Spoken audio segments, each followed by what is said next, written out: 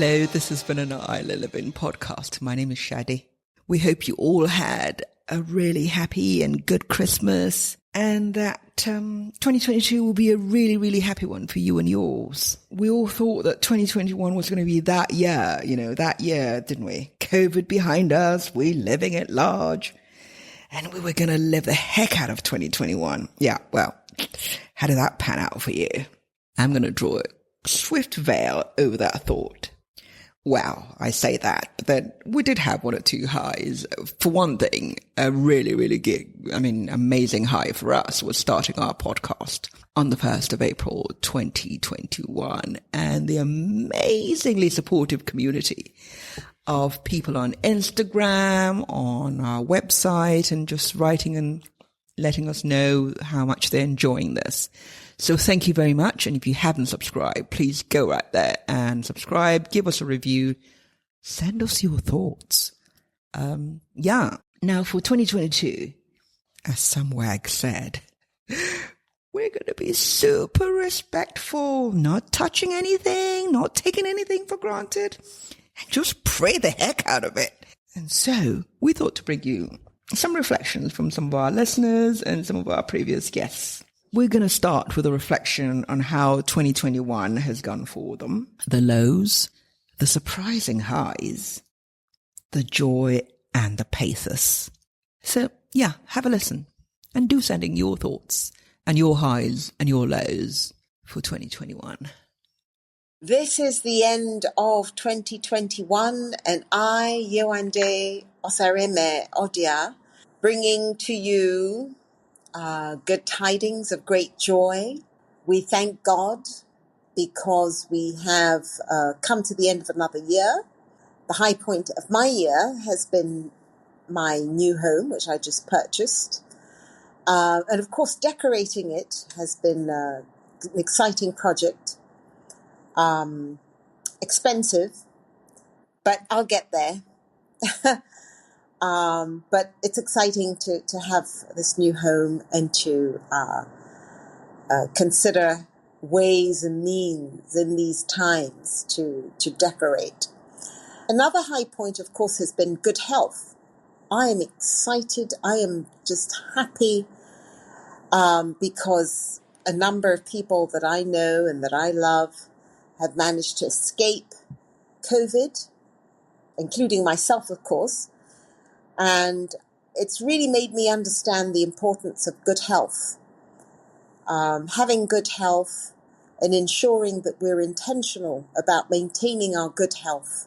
My name is Seyi Ojuri, 30 years old in California.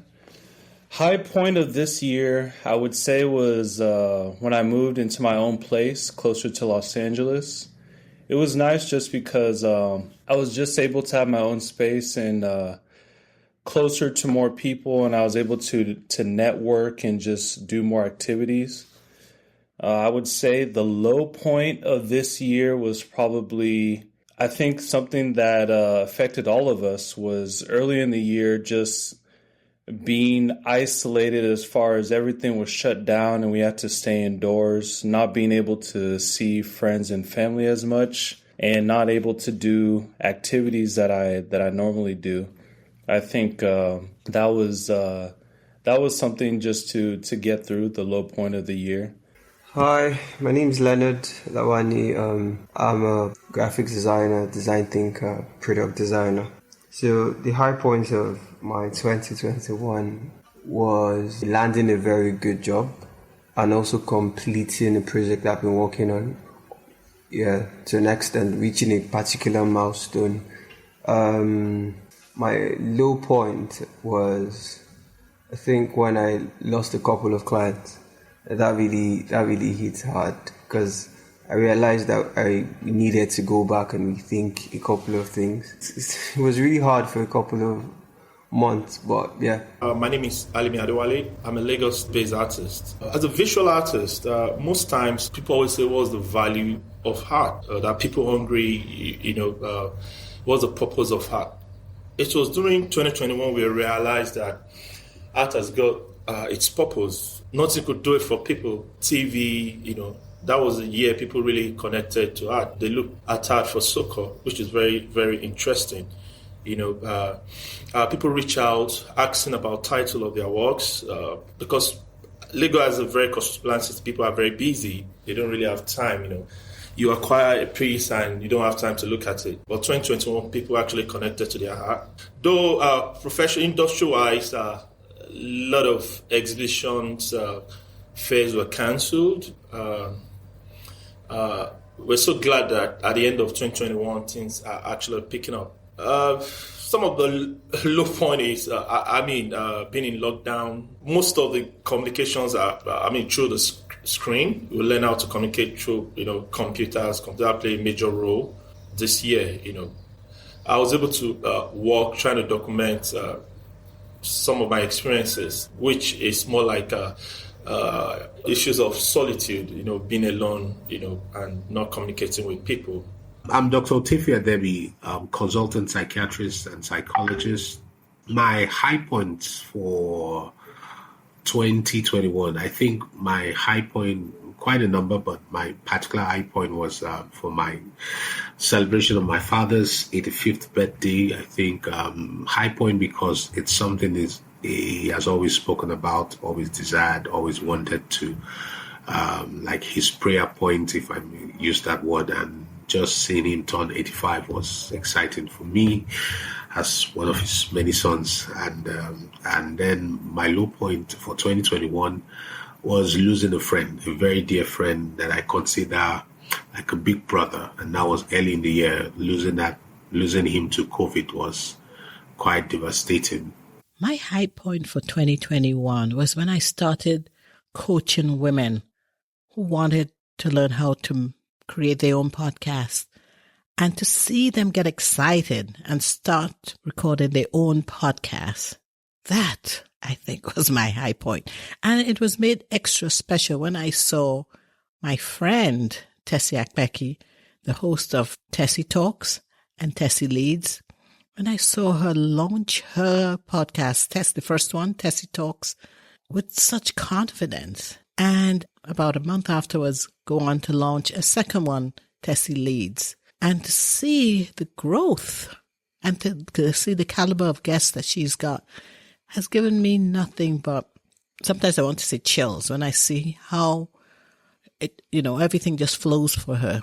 So my high point is seeing my podcast coaching clients become successful podcasters. My lowest point in 2021 was when a second earthquake hit Haiti. I'm not directly connected with Haiti, but I have friends who have family in Haiti, and to see the devastation and to see how sad they were with that was actually my lowest point. Well, this year, 2021, has been quite a sad year for me. Following the untimely fatal killing of my brother by hit-and-run accident or incident, I may say, I've been extremely low. I miss him every day. He was also my business person. So my business, again, I stopped working properly and just gave up really on life, on living, on hope, and everything else. So it was such a dark place. But actually, it kind of didn't travel in my emotions and in my spirit and everything the way I thought it would, which is a bit of a coincidence, because during this year when I felt so alone and so lost without my brother and the pain of his loss and how he died and all the other things surrounding it, like our social justice system in the UK, people just came out. People came out. They supported me so much.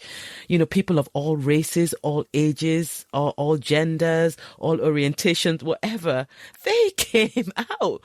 And I was totally amazed by the amount of love and the amount of support and the amount of of just wisdom and insight and so many other things that happened at a time when I was so low. And during this time was actually the time when professionally I did the best ever in my life. I mean, all the times I've been thinking, okay, how am I going to do this? How am I going to get one award or the other award, etc.? And I was working all my life over the past 30, 35 years to kind of work towards some award, and didn't really get it. This year, the awards came and they just kept coming.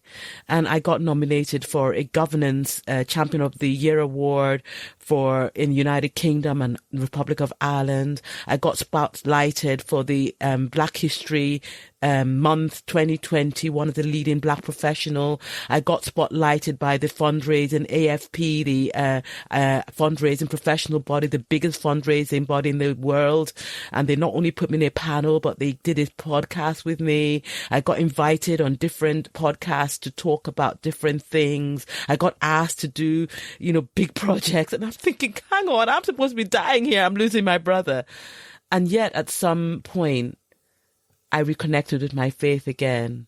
Looking forward into next year, I'm pretty excited just in the new place that I'm staying, being able to continue to network with more people. I have some financial goals and some personal health goals that I want to meet in the next year. So I'm looking forward to that and getting my own place in the area closer to LA too. So a home. 2022, I'm looking forward to deploying some of the ideas we've been working on in 2021. Really testing new ground, really reaching out to people and getting to be a better person really in general. I also realized in 2021 I wasn't really, so much of a good friend, and I really didn't have time for a lot of my friends and family. And I plan to change that in 2022. I plan to be more involved in my friends and family, really go over and beyond to make sure that they're fine, especially this time where mental health is actually a serious thing, and I would like to know what everyone is going through and see how best I can help. For 2022, having said my high point and my low point for 2022, I am looking forward to more impact. I'm looking forward to being able to reach more people. I'm looking forward to be able to create more level of awareness regarding mental health and to normalize the conversation of mental health, particularly where I practice that's here in Nigeria. What I like to always say is to demystify mental illness. That's what I look forward to in 2022. If you look at the old global issues, like we really experienced a lot of crazy weather, floods in Germany, forest fires, and the whole George Floyd issue came and actually created a ripple effect across the world, where in Nigeria we have our dose of the EndSARS. So as we move into 2022, my focus is just to use my heart to really document all these global issues, and for me to say I should just be for the aesthetics alone. I mean, it should be able to document a particular era. So when we look back, we can see all these issues that the artist is able to document. So that would be my major focus. Some of the shows that I cancel, we hope in 2022 we'll be able to revisit some of this project. So going into 2022, what am I looking for? What am I looking towards? Now it is, what am I looking for? What am I looking towards? Because this time last year, I was looking towards nothing and I was looking forward to nothing. All I wanted to do was to die, basically die. But this year, 1 year on, I'm thankful and appreciative. I'm appreciative of God's love, of God's comfort, of friends, and of family that supported each other. And in 2022, I'm looking to build on a sense of hope to build on a sense of optimism, to channel love in me and through me and also towards others. In 2022, I'm looking to a year where we get justice for the killing of my brother. In 2022, I hope it will be the year when I'll, start my work again properly, start channeling the love and the enthusiasm and the hope and the professionalism and the capability, which I know that I can do, where the collective experience of being together, the Ubuntu spirit of collectivity, of healing, of restoration, of repair, and of justice comes together. What I'd like to achieve in 2022. Oh my gosh, there's so many things. First and foremost, I'm looking forward to talking with a lot more women from the continent of Africa. And yes, it is a continent, not a country as most people think. So I've gotten a lot more guests lined up from different countries in Africa. I'm really looking forward to that. I'm also thinking of expanding my podcast to my YouTube channel. That's something I toyed with, thought about, but 2022 is definitely a year for that, because this one kind of really is a big thing, is to do a live version of the show. And that's it, Shadi. Thank you so much for having me as a guest on your podcast in 2021. I really enjoy listening to I've listened to all your episodes. That shows you how much I am interested in what you do. Well, for my 2022, I am hoping to be really intentional about choosing happiness and optimism. If there's a choice to be made, I'm definitely going to go for happiness, optimism, and in the immortal words of Meghan Markle, no bad energy. Happy, truly happy 2022 with lots and lots and lots of love. Take care. Bye.